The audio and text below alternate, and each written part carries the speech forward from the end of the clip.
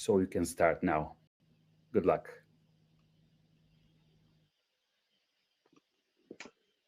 Hi there. My name's Alistair Green. I'm the Vice Chair of Linked Data Benchmark Council, and I'd like to talk about the activities of LDBC, as it's normally known, which really fall into two halves. One is benchmarking graph data processing, and the second is evolving graph database standards. Now, both of those activities are really part of a broader mission of Linked Data Benchmark Council, which is to promote uh, interest in activities relating to the evolution of graph data processing, graph databases, but also other data management facilities that intersect the use of graphs, whether it be for transactional activity, analytics, AI based on graph data, or data organized in a graph manner. So I'm going to talk about what Linked Data Benchmark Council is, how we're involved in the benchmarking side of things, and what we're doing to support the evolution of two new property graph database standards, SQL PGQ, stands for Property Graph Querying, and GQL Graph Query Language. And they're both standards produced by the WG3 committee of ISO/IEC. That's the committee that's defined SQL for more than 40 years and over the last 4 or 5 years been involved in the evolution of the GQL standard. As a background reference, something I think might be worth following up if you're interested in the work that I describe here, there is a paper that was recently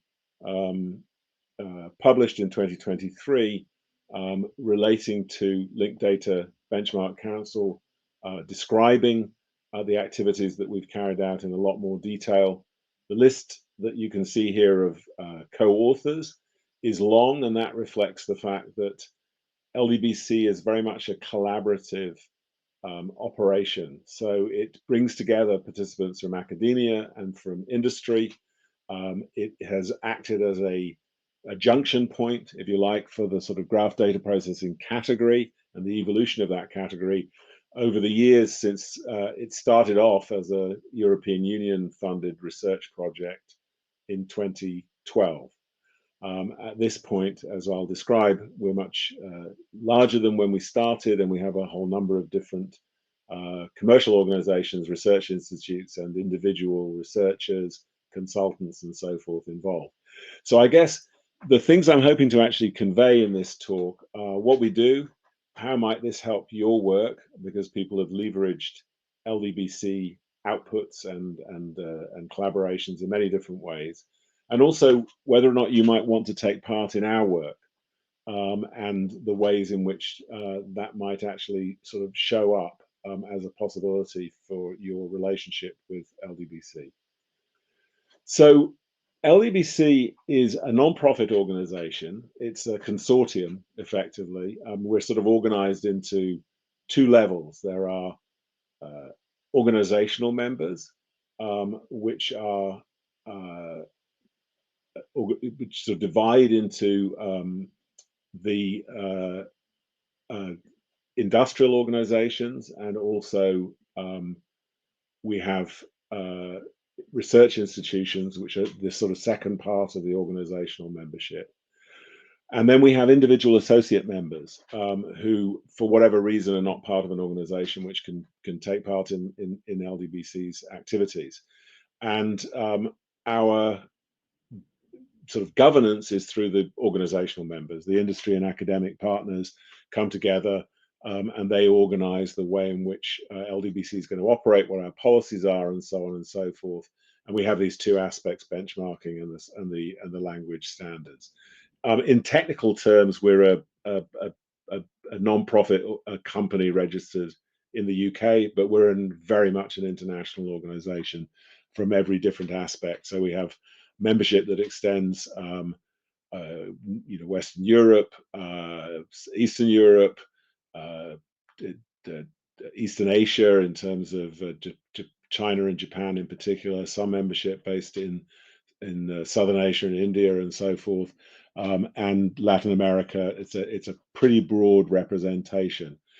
And we would very much like to extend that sort of global reach. If there are collaborators who could become involved in LDBC, we are completely independent of any sort of national orientation, very much an international collaborative organization. So I'm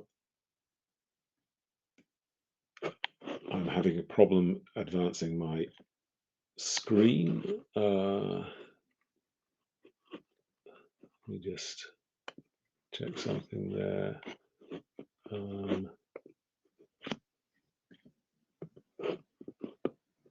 No, I do seem to be having a problem with this. Let me see whether I can get assistance on this Alistair, point. I'm the good ghost behind you. Yeah, I don't know what's happened here. This Probably is frozen. exit the Stop presentation. sharing and reshare. Probably yes, better. Okay, I'll do that.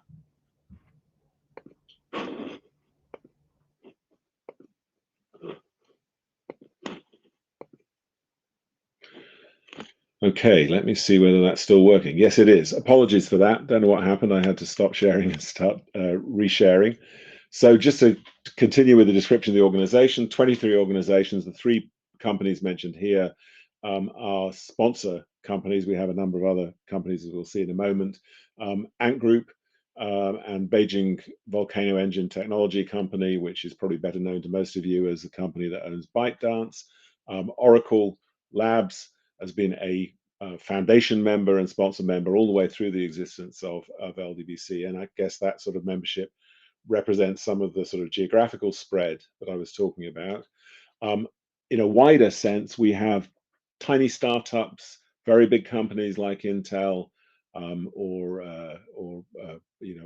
Ant Group, to take two examples, arbitrarily. We have the main players in the property graph database space, companies like Neo4j or TigerGraph, for example, on the property on the property graph side of the house, companies like Ontotext and ArangoDB, looking at the sort of RDF side of the house or both sides of the house, and some academic institutions that sort of represent collaborations that have been going for a long time. Our individual associate members, as I mentioned, I think at this point actually number more like 80 than 65 here, but it's a sort of a growing group. So just wanted to highlight that our organizational structure reflects that membership. Oracle and Ant Group are both represented on our board of directors, and Peter Bonts at CWI in the Netherlands has been a central figure in the evolution of LDBC since its inception as a research operation. And this sort of this structure represents the sort of balance between academia and industry. So this timeline gives a sense of how LDBC has evolved, and it's sort of divided or color coded into these three facets. One is the actual, or these four facets: the original European Union project, papers which represent the publication of benchmark standards, and then also a set of papers that represent our involvement in the whole area of database standards, particularly with respect to languages and schema definition languages. And there's also been a regular series of what we call TUCs, or technical user community meetings, which take place once or twice a year, and tend to be synchronized with major conferences like SIGMOD or VLDB in the data management space. So they're sort of follow-on workshops very frequently to those conferences.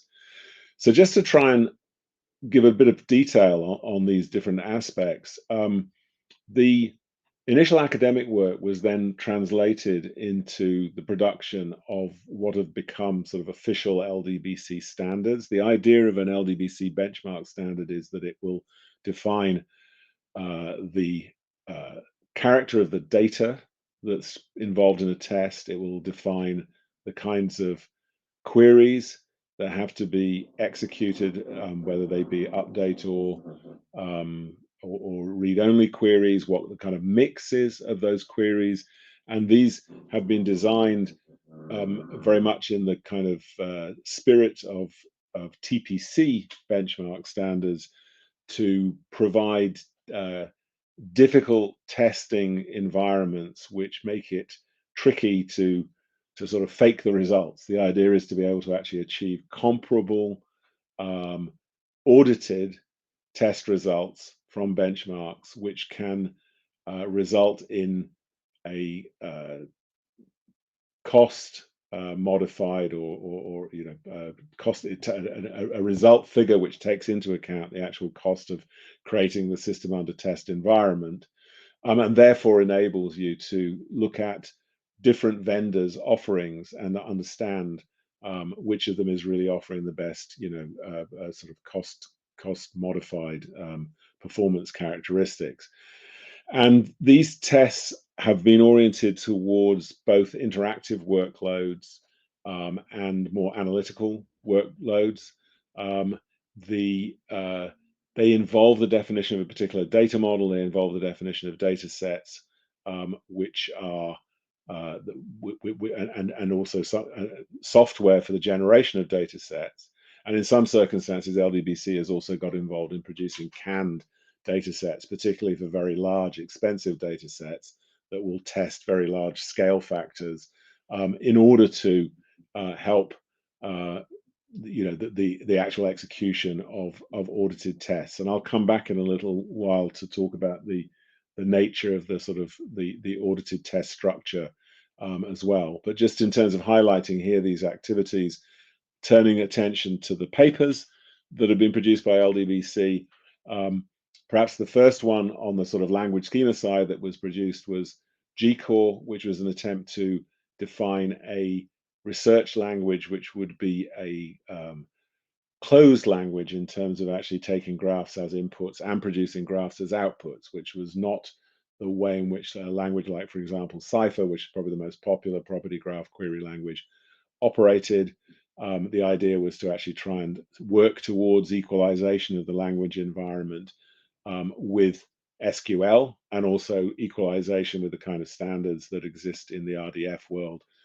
Obviously, Sparkle and so forth. And some of the shortcomings of Sparkle are shortcomings in the property graph world as well. So we're really sort of operating in tandem to try and equalize and improve the standardization picture in both sort of broad camps of the graph data processing world. We've moved a lot of attention towards the area of schema. Both PG keys and PG schema represent that kind of activity. We've also played some role in beginning to try and actually document some of the features that are emerging in the new language standards that I mentioned. So benchmarking is inspired by TPC, but it's for graph workloads. It can cover RDF or labeled property graphs or SQL engines. It's not dedicated to any particular one of those. And it involves benchmark specifications, auditing rules, and fair use policies. So a benchmark has to be, if it's published as an LDBC benchmark result, it must be audited. The auditors have to be approved by LDBC. The test sponsor has to be a member of LDBC. And everybody involved has to follow our fair use policies, which involves not claiming that a test which hasn't been carried out in full compliance with our policies is an LDBC benchmark result. It's a very stringent use of that term. So if you see LDBC benchmark result, it should be reflected on our website, and it should be a very specific report of an audited result. If it's used otherwise, then it should be made very clear it's not an official LDBC benchmark result. At the same time, the specifications we've produced in many aspects have been used for all kinds of other activities, research, internal product testing, example data sets, example data models, and these are all things that LDBC is very much in favor of. So we want to stimulate the general world of graph data processing, but also be very specific about the reporting of benchmark results. And the benchmarks that we have at the moment include Graphalytics, Financial Benchmark, which is a recent one, Semantic Publishing Benchmark, and a suite of benchmarks around social network benchmark. You can follow that up through the links via this link that I've given here about the overview from our website, and the little sort of commentary about progress in the last 12 months is really about indicating the level of activity that we actually have, which is uh, pretty serious. A number of different companies, collective work by people from different vendors to actually make these things develop and come together. I think there were 7 or 8 companies involved, for example, in the FinBench or financial benchmark that's been adopted this summer, which is the most recent sort of evolution of the work on benchmarking. So this is an ongoing field of activity. As far as SQL PGQ and GQL are concerned, we have an official liaison with WG3, which is the ISO IEC technical committee that is the standards body for SQL and GQL. So we can learn from them what's going on, and we can also influence what's going on. Because of that liaison, if you join LDBC, you can get access to the latest draft standards, and also to many working papers that will actually help you understand the evolution of these standards. SQL PGQ has actually been published earlier on this year as an extension, part 16 of SQL, a new part of SQL. And GQL, the standalone language, work's been going on since the project commenced within WG3 in 2019. We're at the very, very final stages of that. It's expected to be published in 2024, and that's a full CRUD language, a standalone language for managing a transactional graph database. There are 2 current working groups within LDBC, which is we sort of view as being the home of the GQL community. When the GQL project was created within ISO IEC, it was agreed that there would be efforts to make this work open, more open to the world than had been the case for SQL. And the way in which we do that is we organize working groups. We have 2 currently that are operating in this area. One is called LEX, which stands for LDBC Extended GQL Schema. Second one is related, just been created, is for GQL implementers. Just to describe those 2 briefly, the LEX or LDBC Extended GQL Schema group is sort of in the middle of a work project that's going to extend to the middle of June 2024, June next year. We've spent some interesting time looking at the possibility of integrating JSON schema to describe complex nested record structures within property graphs. GQL is a property graph language, and so it divides the graph topology from the actual data records that are associated with the nodes and edges within a graph. We and this also reflects prior work that took place in a previous property graph schema working group within LDBC going back to about 2020. We've been involved in coming up with the idea of something called a type key. A type key is you take a schema and you look at the sort of records of information that are being stored, or the kinds of records, the types of records of information that can be stored, taking some of the properties within, or labels and properties within a type, and saying those constitute a key, they determine what everything else within that type. Restricting that purely to labels, this enables us sort of formalize the idea that a label equals or names a type. And that idea has been incorporated into the GQL standard as a result of the activity and the discussions that have taken place within LDBC. It's a very good example of actually being able to influence the evolution of the standard. We're also looking at schema graphs, ways of providing queryable data structures and visualizable data structures relating to a schema. And the idea of taking then subgraphs of a schema graph and using those subgraphs to define units of integrity or constraints that have to operate within a graph. So the GQL implementation group is looking at producing tools for Antler grammar, railroad diagrams, also producing a technology compatibility kit for testing multiple independent implementations of GQL, and producing a technical report, which is a more informal description of GQL than the formal standard, which is not a very consumable document. It is not also not publicly available. So that's to give you an idea of the what happened here. Sorry, I've got this stuff here. That's where I wanted to get to. That's hopefully gives you, a reasonably short, or a reasonable overview of what LDBC is about, what we're up to. You can follow up with me via email or any other channel you can find, like LinkedIn. The website is a good entry point as well, and we are very, very interested in anybody who's interested in our work and anybody who feels it might be interesting to join us and to contribute. So I'll stop point and stop sharing, and then hopefully we'll be able to take questions.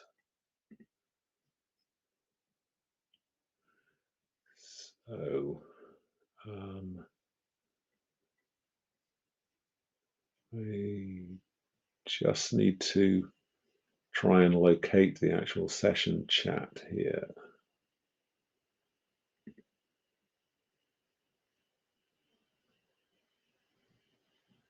Aha.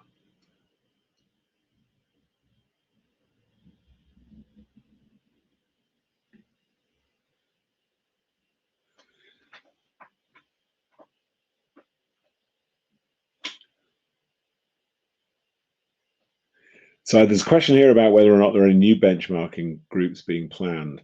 I'm not aware of an actual new initiative beyond the FinBench working group or task force. We have evolution of the existing benchmarks. We've got work going on execution of, or encouraging execution of the existing benchmarks. But benchmarking, a proposal for a new benchmark would sort of involve a group of interested members, particularly member companies, because it's quite a big commitment in terms of development activity, both on the software side and on the documentation side. Putting forward a proposal for a new benchmark, and we're always open to that. This LDBC is very much a member-driven organization. We don't have a sort of top-down strategy, so people are want to pursue that. That's something that could most definitely be done. It's all a question of what the priorities are for the member organizations.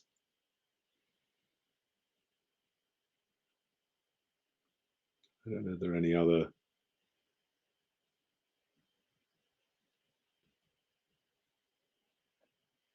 That's interesting. So yeah, Athanas making reference here to RDF star and the impact that might have on some of the benchmarks. So one of the things we're kind of interested in general in LDBC is the crossover between the RDF world and the property graph world. Initiatives like RDF Star, which sort of attempt to produce more leveling around the issue of edge properties and so forth, are very relevant for us. We recently had a presentation from the folks at Amazon Neptune about their OneGraph concept. And in general, we're interested in interoperation between those two areas. Our focus has been on supporting maturation of the property graph database standards in the first instance, but that's really part of a broader idea that we want to be able to support interoperation, interchange, and so forth. So yeah, it's interesting to see that sort of potential evolution. So there's a question here about whether or not GQL will replace all the other query languages, Cypher, PGQL, GSQL, Sparkle, etc., or will it contribute to further reduce portability between the different database implementations? Well, I mean, first of all, GQL draws on and incorporates ideas primarily from Cypher, from TigerGraph's GSQL to some extent, from Oracle's PGQL. So it is a sort of confluence of existing standards efforts in the property graph space. I believe that GQL will begin to supplant Cypher as the sort of primary property graph database query language um, over the next, 2 to 3 years. And I say begin because those things are very slow processes. But the GQL implementation group has already got about 20 individuals covering about 5 or 6 companies involved in it. I think that the once the standard is actually produced and once it starts to begin to be implemented, it's going to snowball. Um, I don't think that it will replace Sparkle. I don't think that it's intended to try and actually supplant the independent standard stack in the RDF world. If anybody ever comes up with a sort of one graph query language, that's a long, long way away. I think our perspective has been to support both strands, if you like, and to try and make sure that they can successfully interoperate because there are standards that can be applied in both areas, and to encourage thinking and research about commonalities and so forth. I mean, the schema area may be one place where things begin to happen together. There's some interesting possibilities there. But I think GQL has got quite an existing body of support, and I think it's gonna fill a hole, in terms of having an official standard, and it's got some new capabilities like catalog and schema or sophisticated pattern matching capabilities, which are not present in the existing languages. It's not just to glue it together; it's actually moving things forward as well.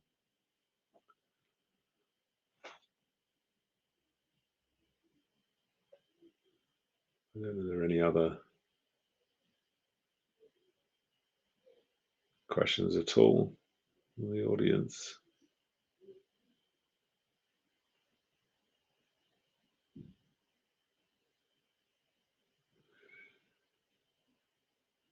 So I think that the,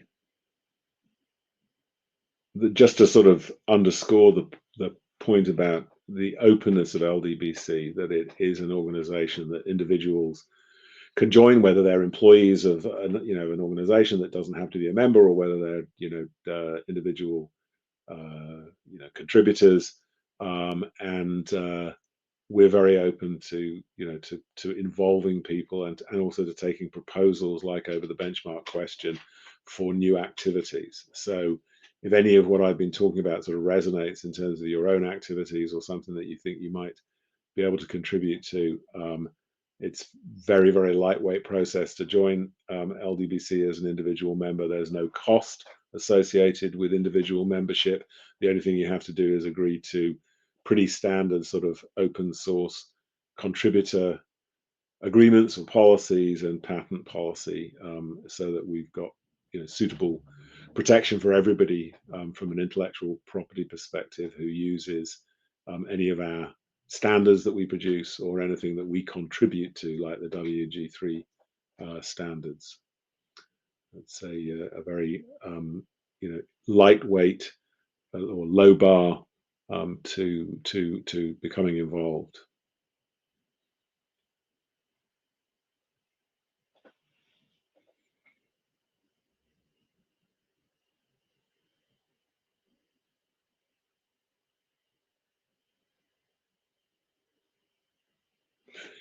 Yeah, and I think that's a very true comment about the technical user community meetings. I mean, if you go onto our website and have a look at the slides and also the videos of the talks, it's it's a bit of a marathon. There's a lot of talks. I mean, they tend to be relatively short, but they cover a whole swathe of different aspects of this space.